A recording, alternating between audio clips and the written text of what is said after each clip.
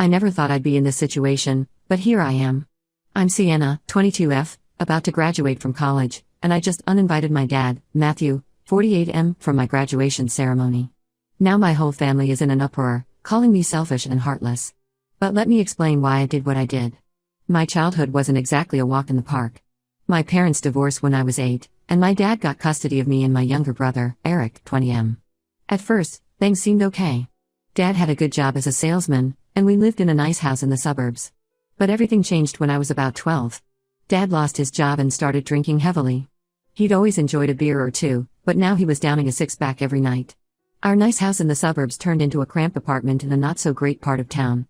Dad's unemployment checks barely covered rent and utilities, let alone food for 2 growing kids. I grew up fast. By 13, I was the one making sure Eric and I had something to eat, even if it was just ramen noodles or peanut butter sandwiches. I started babysitting for neighbors, mowing lawns, anything to scrape together a few dollars for groceries or school supplies. Meanwhile, Dad spent most of his days passed out on the couch, surrounded by empty beer cans. The worst part was how Dad would get when he was drunk. He'd alternate between maudlin self-pity and explosive anger. One minute he'd be crying about how he was a failure, the next he'd be screaming at us for being ungrateful brats. He never hit us, but the constant emotional roller coaster was exhausting. I tried to protect Eric as much as I could. I'd send him to a friend's house when Dad was in one of his moods, or I'd deliberately provoke Dad to focus his anger on me instead of Eric. It wasn't easy, but I felt like I had to be the adult since our actual adult was barely functioning. Despite all this, I managed to keep my grades up. School became my escape, the one place where I felt normal and in control. I threw myself into my studies and extracurriculars, partly because I enjoyed them, but also because it meant spending less time at home. When it came time to apply for colleges, I did it all on my own. Dad was too drunk to help, and even if he had been sober, he probably wouldn't have known how. I applied for every scholarship I could find, wrote countless essays, and somehow, miraculously, got a full ride to a good state university. The day I left for college was the happiest day of my life. For the first time, I felt free. I didn't have to worry about what I'd find when I got home, or whether there'd be food in the fridge, or if Dad would be sober enough to remember to pay the electric bill. Eric stayed with Dad, but he was old enough by then to take care of himself. Plus, he had always been Dad's favorite, so things were easier for him.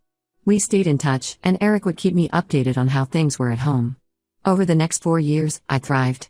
I made friends, joined clubs, got good grades, and even started dating.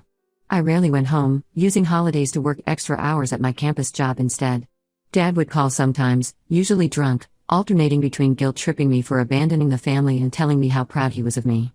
Now, here's where things get complicated. About 6 months ago, Eric called to tell me that Dad had finally hit rock bottom. He'd gotten a DUI, lost his license, and was facing potential jail time. This seemed to be the wake-up call he needed. He joined AA and, according to Eric, has been sober ever since.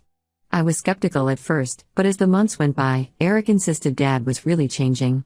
He got a job as a cashier at a local grocery store, started attending therapy, and was even trying to reconnect with old friends who weren't just drinking buddies. Last month, Dad called me himself. He was sober, apologetic, and asked if he could come to my graduation. He said he wanted to make amends, to show me how much he'd changed. I was torn. Part of me wanted to believe him, wanted to have the father I'd always wished for. But another part of me, a bigger part, was angry. Where was this Dad when I needed him? Where was he when I was scrounging for food, or crying myself to sleep, or missing out on my childhood because I had to be the responsible one? After a lot of thought, I called Dad back and told him I didn't want him at my graduation. I said I was glad he was getting help, but that it was too little, too late. I told him that my graduation was about celebrating my achievements I'd made despite him, not because of him. I said I didn't want to spend my special day worrying about whether he'd stay sober or cause a scene. Dad was devastated. He begged and pleaded, but I stood firm. Then Eric found out. He was furious with me, saying I was being cruel and unforgiving. He argued that Dad was really trying this time, that he deserved a second chance. My aunts and uncles got involved, all taking Dad's side. They've been calling and texting nonstop, telling me I'm being selfish and that family should always come first. But here's the thing, where was this family when I needed them? Where were they when I was basically raising myself and Eric? Why didn't any of them step in to help when it was clear Dad couldn't take care of us? I don't know if I'm doing the right thing. Part of me feels guilty, but a bigger part feels justified. This is my day, my achievement. Don't I have the right to celebrate it the way I want, without the stress and baggage of my childhood hanging over me? Am I wrong for uninviting my dad? Should I give him another chance? Or am I justified in wanting to keep this day for myself? Update 1. It's been about a month since my last post, and a lot has happened. First of all, I want to thank everyone who commented and shared their own experiences. It really helped me gain some perspective on my situation. After reading through all the comments and doing a lot of soul searching, I decided to stick to my decision of not inviting my dad to the graduation ceremony. However, I did reach out to him and suggested we meet for coffee a few days after the ceremony. I figured this would allow me to enjoy my graduation day without stress, while also giving my dad a chance to talk things out. The graduation ceremony itself was amazing. I felt so proud walking across that stage, knowing how hard I'd worked to get there. My best friends came to cheer me on, and even though my family wasn't there, I didn't feel alone. I felt strong, accomplished, and free. 2 days after the ceremony, I met my dad at a local coffee shop. I was nervous, but I reminded myself that I was in control of the situation. When I saw him, I was shocked by how different he looked. He'd gained some weight, in a healthy way, and the constant look of exhaustion I remembered was gone. He was wearing clean, ironed clothes, and he actually smiled when he saw me. We sat down, and for a moment, neither of us knew what to say. Then Dad cleared his throat and started talking. He apologized, really apologized, for everything he'd put me through. He said he knew he could never make up for the childhood I'd lost, but he wanted to try to be a better father now if I'd let him. He told me about his journey to sobriety, how hard it had been, and how he was taking it one day at a time. He'd been sober for 8 months now, the longest stretch since I was a kid. He talked about his therapy sessions, how he was learning to deal with his emotions without turning to alcohol. Then he did something that really surprised me. He pulled out a small gift wrap package and handed it to me. Inside was a beautiful journal. He explained that his therapist had suggested he write letters to me and Eric, even if he never sent them, as a way of processing his guilt and expressing the things he should have said years ago. He'd filled this journal with letters to me over the past few months. I flipped through the journal, reading snippets here and there. There were apologies, memories of good times I'd almost forgotten, and hopes for the future. In one entry, he wrote about how proud he was of me for graduating, and how he knew it was all my own doing. I won't lie, I cried. It was overwhelming to see this tangible proof of my dad's efforts to change. We talked for hours, really talked, in a way we never had before. I told him about my struggles growing up, how his drinking had affected me. He listened, really listened, without getting defensive or making excuses. By the end of our meeting, I felt different. Not completely healed, but like maybe there was hope for some kind of relationship with my dad. We agreed to take things slow. We're going to meet for coffee once a month, and he's going to keep writing in the journal. I know this doesn't erase the past, and I'm still dealing with a lot of hurt and anger. But for the first time in years, I feel like maybe, just maybe, I might be able to have a dad again someday. Eric called me after I met with Dad. He apologized for getting so angry about the graduation and said he was proud of me for being willing to meet with Dad. We had a long talk about our childhood and how differently we'd experienced it. It was good to clear the air with him too. As for the rest of the family, I've decided to keep my distance for now. Their reaction to the graduation situation showed me that they don't really understand what I went through. Maybe someday we can repair those relationships too, but for now, I'm focusing on healing myself and cautiously rebuilding my relationship with my dad and brother. It's a start, and that's all I can ask for right now. Update 2. It's been 6 months since my last update, and I wanted to share how things have been going. Life has been a bit of a roller coaster, to be honest. First, the good news, Dad has managed to stay sober. We've been meeting monthly as planned, and each time, I see more of the father I remember from my early childhood. He's been consistent, showing up on time and fully present for our conversations. He even remembered my birthday, sending a heartfelt card and a small gift, something that hasn't happened since I was a kid. Our conversations have gotten deeper. We've talked about some of the really tough times during my childhood, and while it's been painful, it's also been healing. Dad has taken full responsibility for his actions, never making excuses. He shared more about his own struggles with depression and anxiety, which helps me understand him better, even if it doesn't excuse what happened. Eric and I have grown closer through all of this. We've had some long talks about our different experiences growing up. He's admitted that he didn't fully understand how much I was dealing with back then, and he's expressed a lot of gratitude for the ways I tried to protect him. It's been good to clear the air and strengthen our bond as siblings. Now, for the not-so-good news.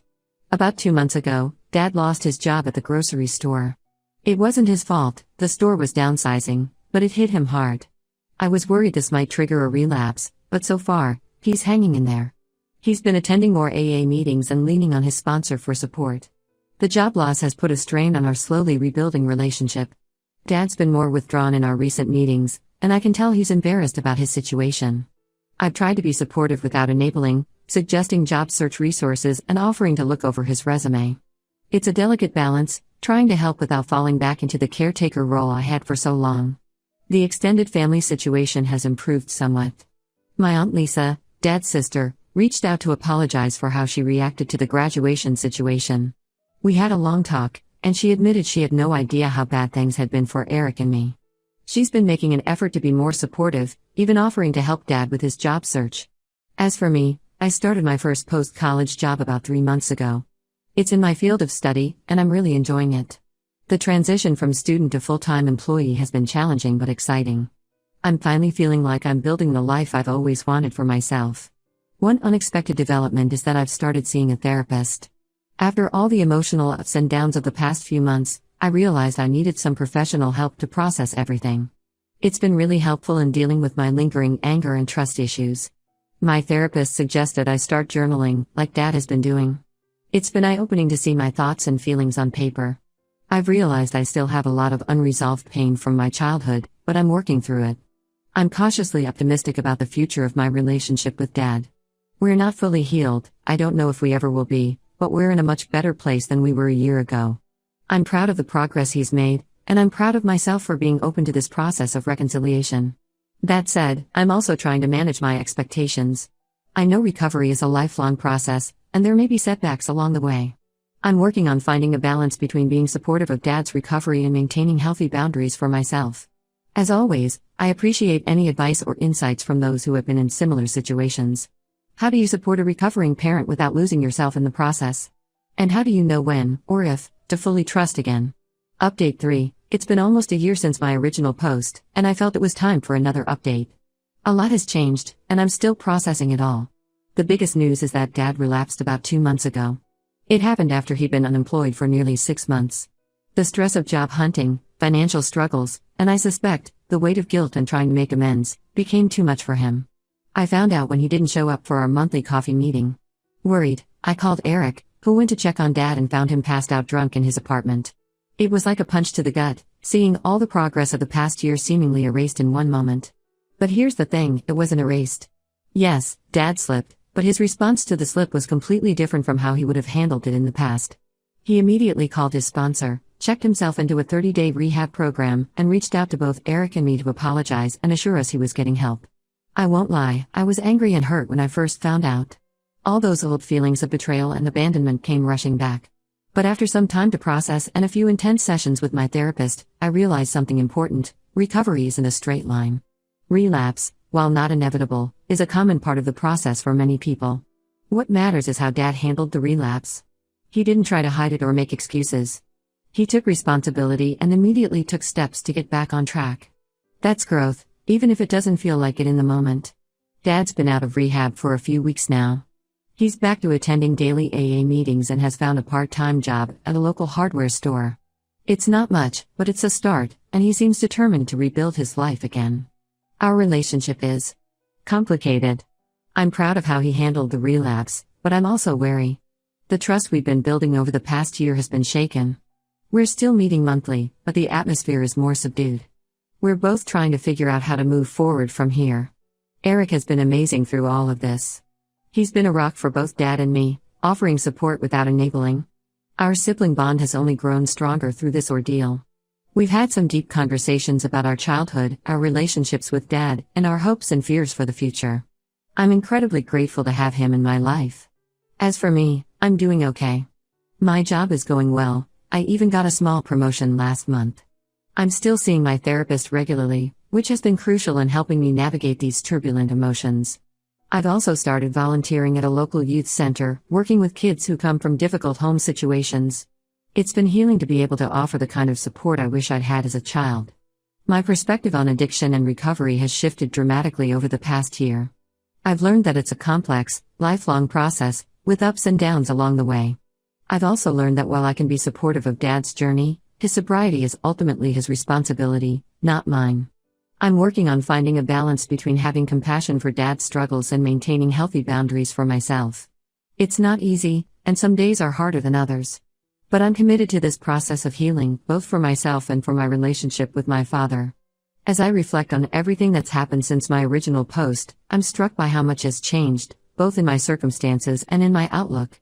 A year ago, I was angry, hurt, and unsure if I even wanted a relationship with my dad. Now, while things aren't perfect, I feel like we're both trying our best to build something new. I don't know what the future holds. Dad's relapse was a stark reminder that recovery is an ongoing process, not a destination. But I'm cautiously hopeful. We've come a long way from where we were a year ago, even with the setbacks. I've learned a lot about forgiveness over this past year. Not the kind of forgiveness that excuses or forgets past hurts, but the kind that allows you to move forward without being weighed down by anger and resentment. It's a daily choice, and some days are harder than others, but I'm committed to it. To those who have followed my story and offered advice and support along the way, thank you. Your insights and shared experiences have been invaluable. And to those who might be going through something similar, know that you're not alone. It's okay to have complicated feelings about family, to love someone while also being hurt by them, to hope for change while protecting yourself. As for me, I'm focusing on building the life I want for myself. I'm excited about my career, I'm strengthening my relationships with friends and with Eric, and I'm learning to take care of my mental health.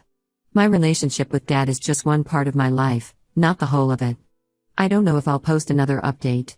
Part of moving forward is not letting this story define me. But I wanted to share where things stand now, and to thank this community for being a part of my journey. To anyone struggling with a parent's addiction or their own recovery journey, it's not an easy road, but there is hope. Take care of yourselves, set boundaries where you need to, and remember that you're not responsible for anyone else's sobriety but your own.